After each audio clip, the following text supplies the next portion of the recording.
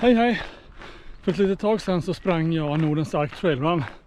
Och när jag startade det loppet så hände det som inte fick hända. Klockan la av, den bara kraschade, dog. Sånt är naturligtvis fruktansvärt frustrerande på en tävlingsdag. Men man måste planera för det oförutsedda också. Den här videon handlar dels om vad det var för problem, vad som hände med klockan. Den handlar också om hur jag hanterade det under loppet. Filmen är indelad i kapitel, så vill du hoppa över det tekniska och Garmin-snacket så hoppa till kapitlet efter som handlar om hur jag hanterade problemet. Med det sagt, låt oss djupdyka i vad som hände, så över till Martin i studion. Ja, tack för det. Vad var det då som hände?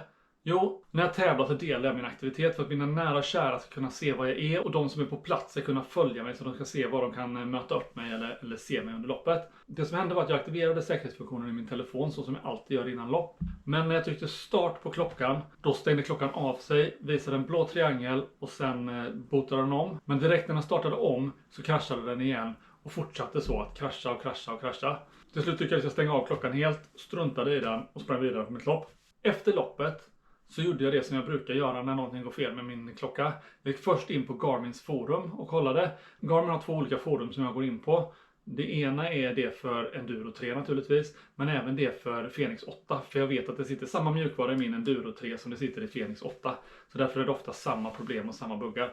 Och i och med att fler människor har Fenix 8 så kan det vara intressant att gå in där med och titta. Via Garmins forum så fick jag snabbt reda på vad problemet var. Garmin har 2 sorters live-delning av aktiviteter. Det ena heter Live Track och funkar så att man skickar ut en länk via mail. Via den länken kan man gå in och titta på aktiviteten live som den händer. De har även något som heter händelsedelning i realtid eller live sharing. Det innebär att det skickas sms under tiden man springer som talar om hur långt man har sprungit, vilken tid man ligger på just nu och ungefär vilken tid man beräknar att gå i mål. Jag brukar aktivera båda de här sakerna. Det som hände var att det blivit en bugg i det här med händelsedelning i realtid. Och det gör att klockan startar om. För att få klockan att sluta starta om med den här loopen så kan man stänga av händelsedelning i realtid i sin telefon. Och då kommer klockan starta upp igen och man kan starta en aktivitet precis som vanligt. Det här är en bugg som var känd hos Garmin. Både via deras forum men även supporten sa att de kände igen det här sedan tidigare. Det verkar vara så att den har införts i samband med att Garmin har infört en betalvägg för vissa funktioner. Då har man uppdaterat bland annat den här live track och live sharing och lite hur de fungerar. Och i samband med det verkar någonting ha gått fel. Det här drabbar inte bara Fenix och Enduro-klockorna och de som innehåller den mjukvaran, utan det verkar drabba Forerunner och flera andra modeller också om man tittar på forumet. Utöver att gå in på forumet så mejlade jag även Garmin Support.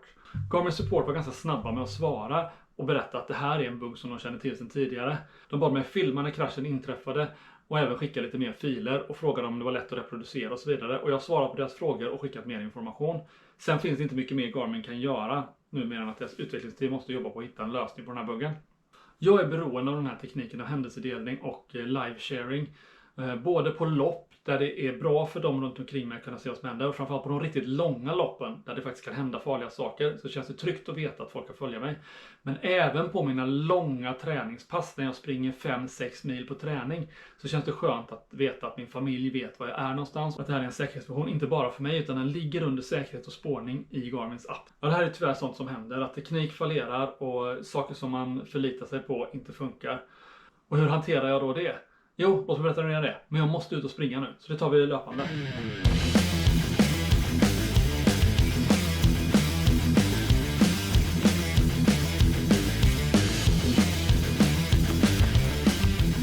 Ja, gött att komma ut och springa igen. Den här gången med en fungerande klocka. Men vad är då problemet med att inte ha en klocka när man springer till exempel ett sånt där lopp? Det första är att man inte har reda på tid och fart. Farten är väldigt svår att avgöra bara på att springa. I det här fallet hade jag även banan inlagd på klockan, vilket hjälper till att hitta vägen. Men även att kunna se vad nästa backe är och nästa vätskestation, hur långt det är till den. Och även se en beräknad tid i mål så man vet om man ska pressa på eller om man kan ta det lugnt och backa lite. Tiden hjälper även till att planera näringen. Jag försöker att äta på vissa intervaller och har planerat innan när jag ska trycka i mig mat och hur mycket jag behöver dricka och äta per timme för att det ska hålla planen. Så det är många andra delar av planen som faller lite när man inte har tiden och mycket man bygger upp kring det. När sånt där händer vill du till att snabbt ta fram en plan B. Har man inte ens en innan så får man fundera ut den snabbt. Jag funderade en del på att ta fram mobilen och spela in aktiviteten på den för att åtminstone få koll på tiden och distansen. Men jag bestämde mig snabbt för att inte göra det. För av olika skäl var mobilen inte laddad till 100%. För ett 3-milslopp så brukar inte det behövas heller. Så jag var rädd att batteriet på mobilen skulle ta slut. Och jag vill ändå ha mobilen ifall något skulle hända. Så därför strök jag den lösningen. Och jag har ju sprungit den här banan innan. Så jag visste att jag kunde hitta runt. Och snittningen var väldigt bra på de största delarna av banan. Och några svängar som var lite kluriga. Men det fanns andra löpare runt omkring mig som kunde hjälpa till också där. Samma med distans och tid. Varje aidstation kunde jag fråga vad klockan var och vilken distans jag hade och hur långt jag hade kvar. Jag kunde även fråga andra löpare som sprang förbi mig eller som jag sprang förbi. När det gällde näringsintag och puls så fick jag gå på känsla istället. Och jag har ju sprungit så pass mycket så att jag vet ju och känner när pulsen sticker iväg. Visst, det är alltid tryggt att ha klockan när man har den. Och man förlitar sig kanske ibland lite väl mycket på den. Och näringsintaget lika så. Jag försökte hålla reda på tiden lite. Med ungefär en halvtimmas mellanrum trycka i mig något. Jag tycker ofta jag märker att man behöver trycka i sig lite mer socker och näring. När huvudet inte är med riktigt som det ska. Och även när jag börjar snubbla lite mer än vanligt. Jag märkte även vid något tillfälle att jag blev väldigt, väldigt törstig. Det är också ett tecken på att visst dricka lite mer. Men även att trycka i sig lite salt innan krampen kommer. Så jag tycker att näringsintaget funkade väldigt bra ändå. Och telefonen ligger oftast djupt nedpackad i packningen när jag springer lopp. För att ligga skyddad mot väder och vind och stötar. Även om jag ramlar och annat så ska inte telefonen ta stryk. Men jag kunde låta den ligga kvar där. För jag har mina Shokz-hörlurar. Och med en genväg på dem så kan jag ringa upp min fru under tiden. Så därmed kunde jag få en klocka den vägen istället. Och hon kunde även agera lite levande miniräknare när jag hade distans och tid för att räkna ut ungefär hastighet. Så därmed visste jag ungefär hur jag låg till ändå. Även om jag inte hade exakt koll. Och det räckte gott och det var även en bra träning att få springa på känsla istället för att alltid förlita sig på tekniken. Hej Martin! Tjena! Det är även bra att ha funderat innan på vad som kan gå fel. Och ha med sig backup på de viktigaste sakerna. Med långa lopp där man är helt beroende av funktionalitet i klockan så är det naturligtvis också bra att ta lärdom av mitt misstag här. Och se till att testa alla funktioner som man tänker använda i klockan. Starta den aktiviteten du tänkt starta med alla de funktioner du har tänkt påslagna. Och även läsa in kartan innan. Men hur mycket man än planerar och funderar så kan man inte tänka på allt. Och därför är det också viktigt att träna på det här med problemlösning. Se till att ha med sig ett grundpaket. Har man till exempel första aid kit med lite sporttejp och annat för att kunna linda om en vrickad fot, så kan man även laga sin packning med den eller tejpa fast klockan om den skulle armbanden går av eller vad som helst. Så se till att tänka på lite smarta grejer. Lite tejp, buntband och säkerhetsnålar kommer man väldigt, väldigt långt med i många situationer. Långa trail-lopp handlar det mångt och mycket om problemlösning. Man är i ständig problemlösarmod. Så man har alltid nytta av att vara bra på problemlösning. En annan sak som är svår men som är viktig att träna på är det här att släppa taget. Lös det problem du behöver lösa och släpp det sen.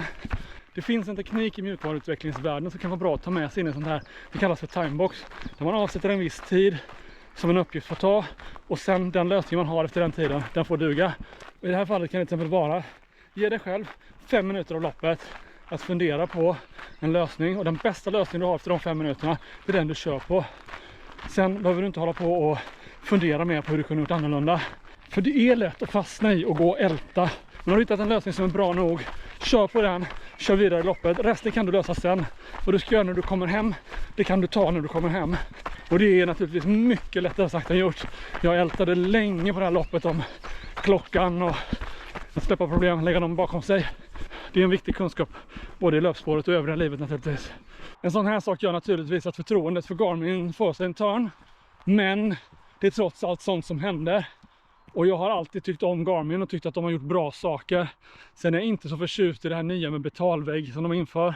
Och vänta lite med spänning på att se vad som hamnar bakom den här betalväggen. Jag tycker det är lite för dyrt med månadskostnad när man köpt en så dyr klocka. Sen tycker jag också att Garmin borde bli bättre på att testa av sina produkter innan de kommer ut. Det här är inte första gången det smiter ut den här typen av funktionaliteter som på här klockan. Det var inte så länge sedan det var någon tidsuppdateringsfil som också gjorde att klockorna stannade.